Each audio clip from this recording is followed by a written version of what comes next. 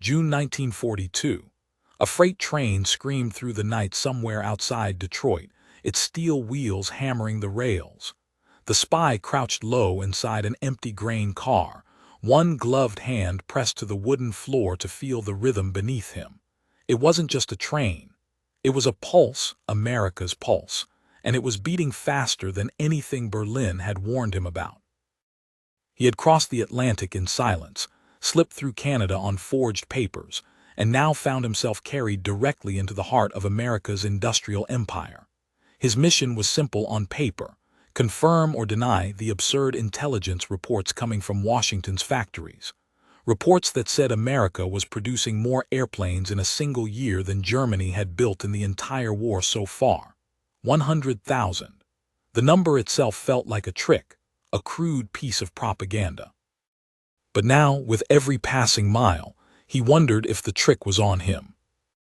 By dawn, the train slowed as it entered a vast complex that seemed to stretch endlessly. The spy peered through the slats. At first, he mistook the scene for a city. Smokestacks clawed at the sky, windows glowed in endless rows, and thousands of men and women streamed through the gates like an army on parade. He realized with a start that it was not a city at all. It was a single factory. He pressed his ear to the wood. The sound inside was like nothing he had ever heard. At first he thought it was thunder rolling and constant. Then he thought it was artillery distant and unbroken. But when the train doors opened, when the air itself hit him with the vibration, he understood. It was not weather. It was not war. It was the sound of machines. Thousands of them, synchronized, roaring, hammering, cutting, shaping. Ford's Willow Run plant, a mile long, half a mile wide. Inside, the spy saw the truth his commanders had not believed: an assembly line that did not stop at cars but built bombers. He froze as one rumbled past him, half-finished yet already enormous. A B-24 Liberator, wings bare and rivets shining, rolled slowly forward on tracks that had once carried Model TS. The spy's chest tightened. Dozens of them stood nose to tail, each at a different stage of completion. He watched as workers, not soldiers, not hardened veterans, but ordinary men and women in denim and bandanas, swarmed over the plains with drills, torches, and hammers. Then came the numbers. The foreman barked orders. 50 rivets every 3 minutes. Each crew finishes a wing section every hour. Another bomber out the doors every 63 minutes. The spy blinked hard, as if his eyes might be lying. 63 minutes. He thought of Germany's Messerschmitt factories, where sabotage, shortages, and Allied bombing made each aircraft a fragile treasure. A single plane might take weeks, even months to complete. And here, in the middle of Michigan, they were producing a bomber of 1.5 million parts faster than Berlin could build a fighter. The spy gripped his coat tighter. He had been sent to confirm a rumor. Instead, he had found a nightmare. As the shift horn wailed and thousands more workers poured in, he realized what Berlin had never understood. This was not a war fought only with rifles and tanks. This was a war of machines, of ratios, of mathematics. And America was rewriting the equation. The spy carried the image of Willow Run with him like a fever. Long after he slipped from the shadows of Detroit and into the anonymity of America's highways, his mind refused to quiet. He had memorized the cadence of the rivet guns, the way sparks cascaded down from steel scaffolds, the way each Liberator rolled down the line with inevitable, terrifying rhythm. Berlin would never believe him. He barely believed it himself. But his orders were clear: confirm, document, and return. And so he pressed deeper into the American heartland, a place he had expected to find farms, empty plains, slow railways. Instead, every stop revealed another artery of the machine. Kansas, 1942. The prairie turns to steel. The spy arrived in Wichita under a false name, his forged Canadian passport folded neatly in his coat. From a distance, the prairie looked unchanged, wheat bending in the wind as it always had. But as he drew closer, the horizon betrayed him. A hangar, so vast it dwarfed cathedrals, rose above the fields. Boeing. He slipped into a crowd of workers at the gates, a trick he had mastered by then. The guards checked badges, but with so many shifts turning over, he blended easily. Inside, he found another miracle, or another horror, depending on which side of the ocean you stood. Rows upon rows of B-29 superfortresses stood under construction, their fuselages gleaming like silver whales. He remembered the B-17s Berlin had studied, formidable in their own right. But this was something else. Longer range, heavier payload, higher ceilings. The Americans weren't just building bombers. They were building flying fortresses of a scale his commanders had dismissed as fantasy. The numbers echoed in his mind. 8,000 parts per day. 7,000 workers per shift. Another B finished every single day. The spy clenched his fists.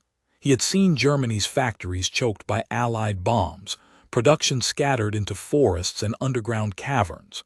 Workers had been reduced to prisoners, laboring under starvation and cruelty. Here, men and women laughed as they worked, fueled by hot meals in vast cafeterias, supported by union halls and government contracts that paid on time, every time. He asked one worker, feigning ignorance, "How many planes do you build here in a year?" The man grinned proudly. "Last year, 600, this year, over 1,000, and that's just Wichita. You should see Seattle." The spy said nothing, but inside his chest was tight. Seattle, the city that built bombers. It took weeks of careful travel, bribes, and stolen papers before he reached Seattle. Rain lashed the city, but he hardly noticed. What mattered was the vast sprawl on the edge of Lake Washington, Boeing Plant 2. He remembered German intelligence estimates, optimistic ones, that Boeing could produce perhaps a few hundred bombers annually.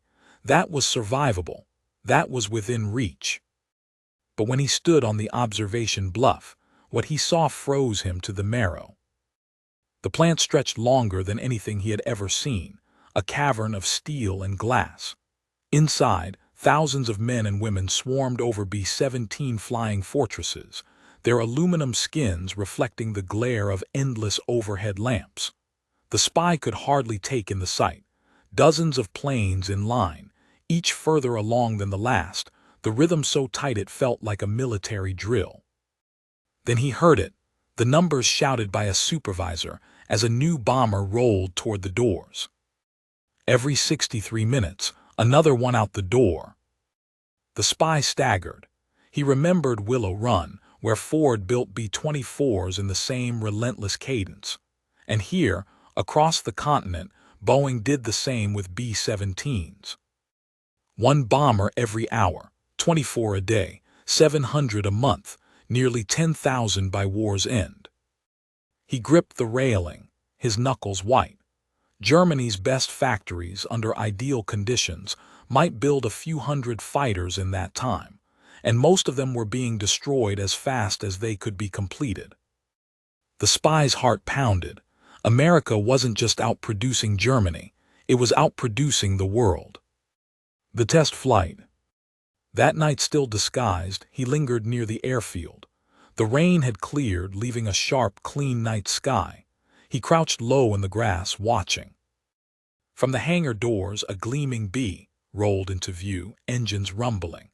The sound grew, 4 Wright Cyclone engines coughing, then roaring until the ground trembled. The bomber's wings gleamed silver under the floodlights. The spy's breath caught. He had expected chaos, perhaps a rough, unfinished machine pushed out for numbers' sake. Instead, the bomber moved with smooth precision, every panel tight, every rivet perfect. The engines roared again and the plane began to move. Faster, faster, wheels screaming against the tarmac.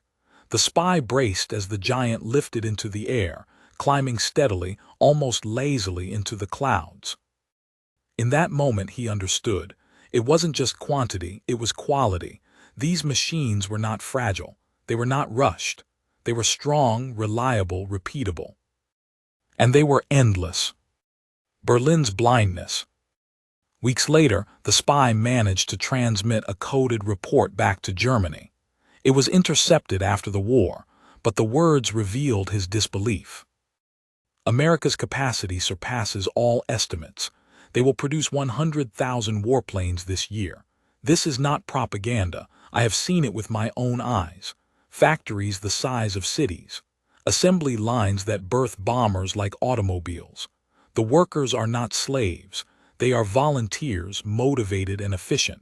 This war, if continued, cannot be won. But Berlin dismissed him. They believed the Allies exaggerated. They believed no democracy could harness such discipline. No capitalist system could marshal such efficiency. They told themselves the spy was compromised, that he had been fed lies. Yet as 1943 dawned, the truth arrived in Europe anyway, carried not by reports, but by bombers themselves. Europe feels the storm. On a cold morning over the Ruhr, German anti-aircraft crews looked up to see a horizon blackened with dots. At first, they thought it must be a trick of the light, an illusion in the haze. But as the formation drew closer, the truth was undeniable. B-17s. Dozens, then hundreds, their contrails stretching across the sky in endless white lines. Lieutenant Ernst Keller, manning an 88 flak gun, felt his throat tighten. He had read the reports, dismissed the numbers. Now he saw them in the flesh. Bombers as far as the eye could see, each bristling with guns, each carrying tons of bombs. He whispered to his crew, This is impossible." But it was not impossible, it was math. America had built 100,000 warplanes in a year, and now, wave after wave, they came to Germany. The spy, still hidden deep in America, felt the echoes in his bones. He had tried to warn them. He had seen the machine, but now it was too late. The first time it happened, the people of Bremen thought the sky was breaking apart. Dawn had only just touched the city when the air raid sirens screamed. Windows rattled in their frames. Doors slammed open as families stumbled toward shelters. Children clutched dolls. Old men dragged carts laden with blankets and bread. Above them, the sky began to hum, a sound not of one engine, not of 10, but of hundreds, layered so thick that it seemed to vibrate through the marrow of every bone. Soldiers stationed near the Weser River were the first to spot them, tiny glints of sunlight flickering like stars, then more and more until the heavens were crowded. Contrails stretched like white scars across the blue. "100 bomber," one officer muttered, shaking his head in disbelief. But the number was already wrong. 100 became 2, 2 became 3. By the time the formations leveled over the city, more than 500 flying fortresses filled the sky. Germany had never seen such a sight. Not in the Great War, not in the worst days of the Blitz. The bombs began to fall. Inside the fortress Europe had mocked. High above the chaos, Sergeant William Harper adjusted his oxygen mask, the freezing wind clawing at his cheeks. His B-17 Lucky Lady held formation, one of hundreds in the tight box pattern the crews had drilled endlessly. He glanced through the glass at the wingtip of the bomber beside him, close enough to almost touch. Discipline. Precision. America's assembly line discipline translated into the sky. Below, flak bursts pocked the air, black clouds that shredded the formations with shrapnel. Planes staggered, some trailing smoke, but still the tide pressed forward. For every bomber lost, 10 more remained, engines roaring in defiance. It was not courage alone that kept them flying. It was numbers. The Luftwaffe scrambled. Messerschmitts and Focke-Wulfs clawed into the formations, guns blazing. But here again the German pilots encountered the same nightmare the spies had tried to explain. Every bomber bristled with machine guns, 12 gunners on each, covering every angle. A single fighter might make a pass, maybe 2. But against a wall of 1,000 guns, it was like diving into a furnace. Pilots who survived their first attack often limped home, riddled with holes, engines failing. Lieutenant Karl Weiss, a veteran Luftwaffe ace, returned from one such sortie in disbelief. He had faced dozens of bombers before, but this was something else entirely. He told his commander, "It's not a formation, it's a moving city. We can't cut through it. We can't stop it." Berlin receives the report. In Berlin, officers gathered in a dimly lit war room, the air thick with cigarette smoke. Reports from Bremen, from Hamburg, from the Ruhr piled on the table. The numbers were staggering. Entire industrial districts reduced to rubble, rail lines twisted into knots of molten steel. But the most shocking figures were not the losses.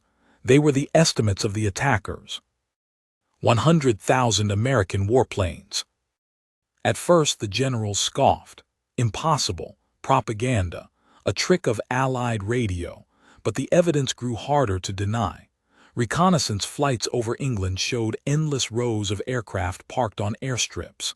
Intercepted communications revealed squadrons with fresh bombers arriving weekly, sometimes daily. Prisoner interrogations only confirmed it. One captured American pilot, weary and bloodied after bailing out near Cologne, was asked how many bombers his country could produce. He laughed bitterly. "You think you've seen the worst of it," he said. "We built more planes last year than you'll ever shoot down in this war, and next year, twice as many." The interrogators dismissed him at first, but weeks later, when Hamburg burned beneath thousands of tons of incendiaries, his words returned like a curse. A civilian's view. For the German people, the numbers were not theory. They were lived reality. In Essen, a young woman named Greta huddled in a shelter as bombs fell above. She remembered her father's pride in German engineering, his speeches about discipline, precision, superiority. He had scoffed at American machines, dismissing them as crude, mass-produced junk. But now, as the ground shook and dust rained down from the ceiling, Greta knew better. The bombers did not stop. Night after night, week after week, they returned. She whispered to her mother in the dark, "How many planes can they have?" Her mother shook her head, unable to answer. The spy's vindication. Far away, the German spy who had seen Willow Run and Seattle now lived in quiet agony. He had risked everything to deliver his report. He had described the hangars the size of cities, the bombers built in 63 minutes, the production lines that birthed machines as easily as loaves of bread. But Berlin had ignored him.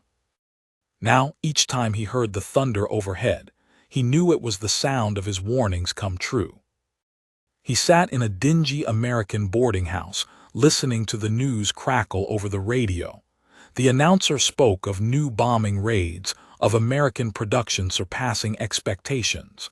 The spy closed his eyes. He had told them. He had begged them to listen. And now his homeland burned. The turning tide. By late 1943, the effect was undeniable. Germany was being strangled not by soldiers on the ground, but by the weight of American steel in the air. Factories destroyed. Oil fields in flames. Railways shattered. The Luftwaffe, once the terror of Europe, was being bled dry. For every German plane built, America built 10. For every German pilot trained, America sent dozens into the skies. And still the bombers came. On one raid over Schweinfurt, German gunners claimed dozens of kills.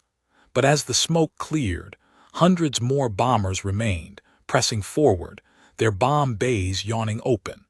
It was as though America's assembly lines had made the bombers immortal, endless. German morale faltered. Civilians whispered of defeat. Soldiers began to doubt. And in the shadows, those who had once dismissed the spy's report now cursed themselves for their arrogance. The storm had only begun. Because 1944 would bring not just more bombers, but something even worse. Entire skies filled with fighters, escorts built by the same unstoppable machine. And when they arrived, Germany would learn that it was not simply being outproduced. It was being crushed under an industrial avalanche unlike anything in history. Winter 1944. Snow clung to the eaves of farmhouses in Saxony, muffling the countryside in silence. But the silence never lasted long. Farmers paused in their fields, shovels still in hand, when they heard it again, a low, steady rumble rolling across the horizon. Not thunder, not trains. It was the sound that had come to define their days and nights. Engines, hundreds of them, thousands. In Berlin, the air defense operators scribbled furiously across their boards as reports poured in. A formation over the North Sea. Another spotted over Holland. Squadrons forming above France. Each report added to the same unthinkable picture. An ocean of bombers was coming. And this time, they were not coming alone. The escorts. The Spy had predicted it years before. When America could build 1,000 bombers, it was only a matter of time before they built the fighters to guard them. That prediction became reality in the form of the P-51 Mustang. Sleek, fast, deadly, and most importantly, long-ranged. For German pilots, the first encounters with the Mustangs were a shock. They had grown used to bombers being vulnerable once they flew deep into the Reich, beyond the range of British Spitfires or American Thunderbolts. Those days were gone. Now, swarms of Mustangs flew at the wings of every formation. Their silhouettes glinted silver in the sun, engines snarling as they dove to intercept. Luftwaffe aces who once measured kills in the dozens found themselves outnumbered, outgunned, and hunted. One pilot, Oberleutnant Heinz Keller, returned from a sortie pale and shaken. He described the skies above Leipzig as a cage, every bar made of American fighters. He had watched comrades shot from the sky before they could even reach the bomber formations. "It is not air combat anymore," he muttered to his commander. "It is extermination." Factories in flames. By early spring, Germany's industrial heartland was collapsing.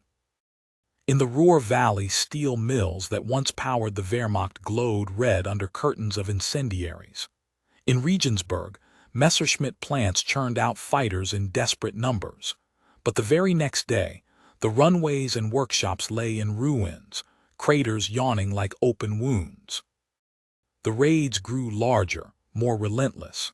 500 bombers became 700. 700 became 1,000. On some days, Germany faced 2,000 Allied aircraft in the air at once. No nation in history had ever endured such a storm. The Spy, now living in quiet despair, listened to the radio as announcers struggled to put words to the destruction. Hamburg reduced to ash, Dresden aflame. Cologne hit so often that survivors joked grimly they no longer needed maps, only ruins guided them home. Every time he thought of the reports he had written, stamped and sealed with the urgency of a man who had seen too much. He had warned them, and now the sky itself proved him right. Civilians on the ground. For ordinary Germans, survival became the only goal. In Munich, children learned to distinguish between the whine of falling bombs and the clatter of collapsing buildings. Families huddled in cellars as dust filled their lungs, emerging hours later to find whole neighborhoods flattened. Greta, the young woman who once whispered to her mother in Essen, now walked streets that looked less like a city and more like the skeleton of one. "We used to count the bombers," she said years later. 50, then 100, but after a while it was pointless. The sky was full, always full. The psychological effect was devastating. Civilians no longer asked if the bombers would come, only when. Factories were rebuilt only to be destroyed again. Rail lines repaired only to be bombed within days. The cycle was endless. German command in crisis. By mid-1944, High Command faced a bitter truth. The Luftwaffe was finished. Fuel shortages grounded entire squadrons. Young boys barely out of school were rushed into cockpits, poorly trained, poorly armed, and sent into impossible battles. For every German fighter that rose, a swarm of Mustangs was waiting. For every factory repaired, another wave of B-17s darkened the sky. Field Marshal Erhard Milch slammed his fist on the table during a late-night meeting. "We cannot outproduce them," he barked. "We cannot outfight them. This war is decided." His words were not treason, they were fact. America's endless well. What Berlin never fully grasped was the scale of America's engine. Detroit, Chicago, Seattle, Los Angeles, entire cities had been transformed into factories of war. At Willow Run, liberators rolled out every hour. In California, Douglas and Boeing churned out fleets of B-17s and B-29s. On Long Island, Grumman flooded the skies with fighters. And it never stopped. Germany could barely keep its production alive under Allied bombing, but America built more warplanes than Germany, Japan, and Italy combined. By the end of 1944, American factories had delivered over 100,000 aircraft in a single year. A number so immense that even the spy who had first reported it could barely comprehend it. The collapse of the Luftwaffe. By autumn, German skies belonged to America. Bombers flew almost unopposed. Mustangs roamed freely, strafing trains, convoys, even horse-drawn wagons. The once feared Luftwaffe, the pride of the Reich, had been reduced to fragments. One Luftwaffe pilot later recalled, "We were not fighting anymore. We were being hunted." The spy's final letter. From his boarding house, the spy penned one last report. He did not send it to Berlin. He knew it would be intercepted, ignored, or buried beneath rubble. Instead, he wrote for himself. "I walked the halls of Willow Run," he wrote, "and I saw what war truly is in this new century. Not courage, not strategy, but production. 1,000 machines for every one of ours. 1,000,000 bullets for every one fired in anger. We lost this war not in the skies above Berlin, but in the factories of Detroit and the shipyards of Seattle. We never understood it until it was too late." He folded the paper, placed it in an envelope, and sealed it without an address. It was his confession, his vindication, his curse. The war was not yet over, but the outcome was already written in steel and smoke. And soon, America would unleash its final weapon. Not a bomber, not a fighter, but a machine so powerful it would end the war in a single flash. The last winter of the Reich was a season of ruin. Berlin's avenues, once symbols of triumphal parades, had become corridors of rubble. Children played with shards of glass because there were no toys left. Soldiers huddled in their greatcoats, not in victory but in exhaustion, knowing the storm was closing from every direction. And above it all, the sky roared. In December 1944, while Hitler gambled on a desperate Ardennes offensive in the west, the bombers came again. 1,000 B-17s, joined by hundreds of B-24s, stretching horizon to horizon. The Luftwaffe, once the terror of Europe, could muster only a fraction of its former strength. Its best pilots were dead or captured. Its fuel depots had been reduced to blackened craters. Its factories lay silent or buried in ashes. For the German people, the sky had become a daily reminder of defeat. For the generals, it was a confirmation of something they had refused to believe until it was far too late. America had built not just an army, but an empire of machines. The arithmetic of defeat. By the end of 1944, the math was undeniable. Germany produced perhaps 39,000 aircraft that year. The United States produced over 96,000. In 1945, America would still deliver planes faster than Germany could lose them. Every week, Willow Run sent dozens of liberators to the front. Every week, Boeing shipped B-17s across the Atlantic. Every week, P-51 Mustangs leapt from assembly lines to claim the skies. The spy's early report, dismissed, mocked, buried under arrogance, had been conservative. The truth was even worse. Where Germany built one fighter, America built 10. Where Germany armed one pilot, America trained 20. Where Germany fueled one sortie, America fueled an entire campaign. The Reich was not simply defeated by armies on the ground. It was drowned in steel, aluminum, and firepower it could never hope to match. Civilians at the end. Greta, who had grown from a teenager to a young woman beneath the shadow of bombers, stood in what remained of Essen as 1945 began. Her home was gone.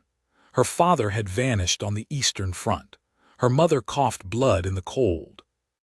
And still the planes came. The drone of engines overhead had become so constant that silence itself felt foreign. She no longer asked how many bombers America had. She no longer asked if the war would end. She only wondered how much more Germany could endure before nothing remained at all. For her, the war had become a single sound, the endless thunder of engines that never seemed to run out. In the ruins of command, German generals shuffled maps across broken tables. They spoke of counterattacks, of secret weapons, of strategies that might buy time, but their voices lacked conviction. Every day they received reports of fresh bombing raids. Every day they saw cities burning.